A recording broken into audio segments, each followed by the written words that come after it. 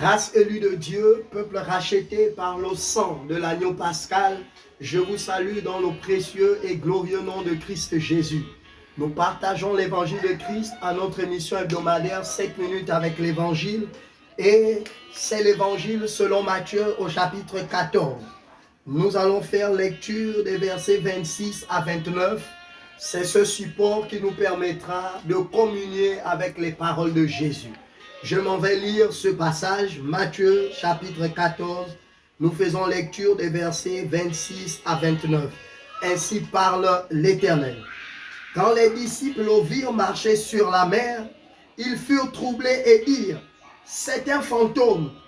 Et dans leur frayeur, ils poussèrent des cris. Jésus leur dit aussitôt, rassurez-vous, c'est moi, n'ayez pas peur. Pierre lui répondit, Seigneur, si c'est toi, ordonne que j'aille vers toi sur les eaux. Le 29e verset nous dit ceci, et il dit, viens.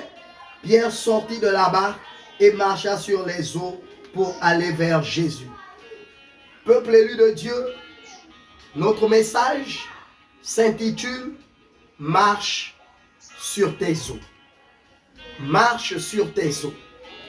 De bonheur, dans le livre de Genèse, le chapitre 1er, la Bible atteste qu'au commencement, alors que Dieu, Jéhovah Elohim, le Dieu de la création, celui qui dans le psaume 33 dit une chose et elle arrive, celui qui ordonne et la chose existe, la Bible nous dit que la terre était informe, elle était vide, mais il y avait l'eau sur la surface de la terre. Quelque chose d'extraordinaire, c'est que l'Esprit de Dieu se mouvait sur ces eaux. Or, la Bible nous révèle que lorsque Jésus est sorti des eaux du baptême, la colombe, symbole du Saint-Esprit, est descendue sur lui. Et Jean le Baptiste atteste dans le livre de Jean, le chapitre 1, qu'il ne le connaissait pas. Mais celui qui l'a envoyé, Elohim, le Dieu de la création, lui a dit, celui sur qui l'Esprit descendra et restera. C'est celui-là qui baptise du Saint-Esprit et de feu. Et donc, peuple de Dieu, c'est sur la base de ces révélations que le Christ, qui avait l'Esprit qui se mouvait au-dessus des eaux. Or, pour marcher sur les eaux, il faut être au-dessus. C'est cet esprit-là qui s'est manifesté alors que les disciples étaient dans la barque. Que représente la barque? La barque représente ta vie. La barque représente ton ministère.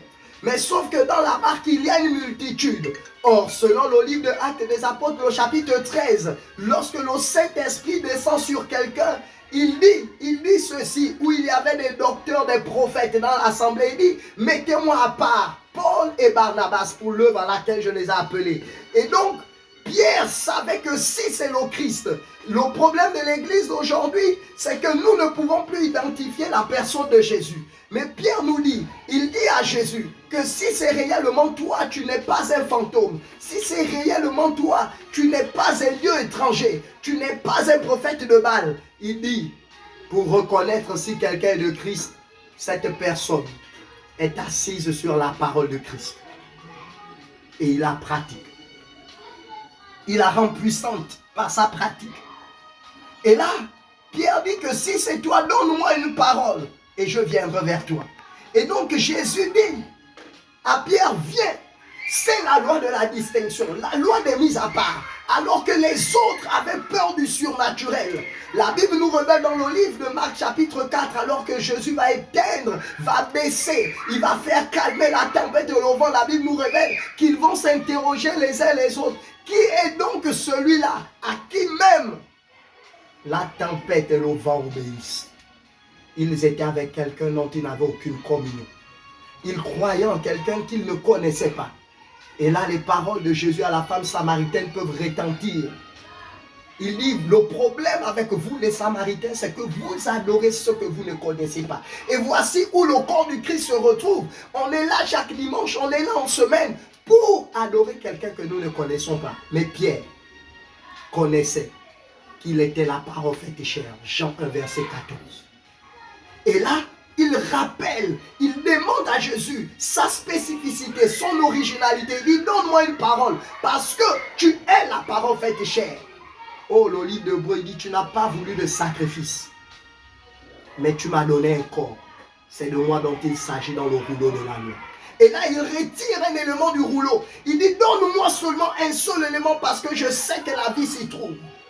Dès que Jésus dit, viens, Pierre sort de la barque. Il faut que tu sortes de ta barque.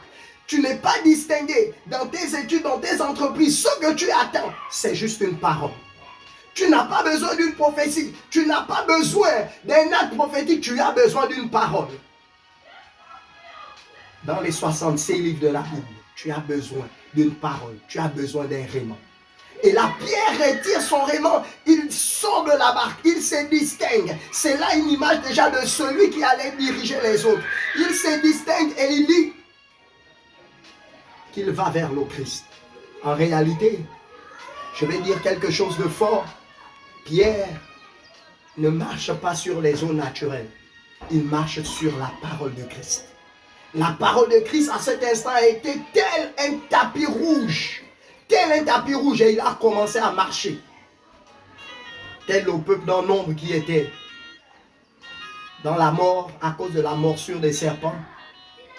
Ils ont regardé à la perche où était le serpent d'airain. Et là, il avait les regards vers Jésus. La Bible nous dit dans Hébreu, ayant les regards vers le renumérateur, le consommateur de la foi. Il avait les regards vers Christ. Mais lorsqu'il a commencé à regarder à gauche et à droite, les vagues, l'image de ce que pense la famille, ce que pense la société, ce que dit la société, ce que dit l'idolâtrie, à cet instant, la Bible nous dit, il a commencé à s'enfoncer. Et regarde, ta vie s'enfonce, ton ministère s'enfonce, tout s'enfonce. Bien-aimé, il faut que tu regardes à Christ. Et Christ a tendu cette main d'amour. Cette main d'amour qui est sa parole. Et il a récupéré Pierre.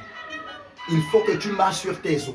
Tes os, c'est ton ministère, tes études, ton entreprise. Bien-aimé, la main de Christ est là. Mais pour l'accepter, il faut recevoir une parole.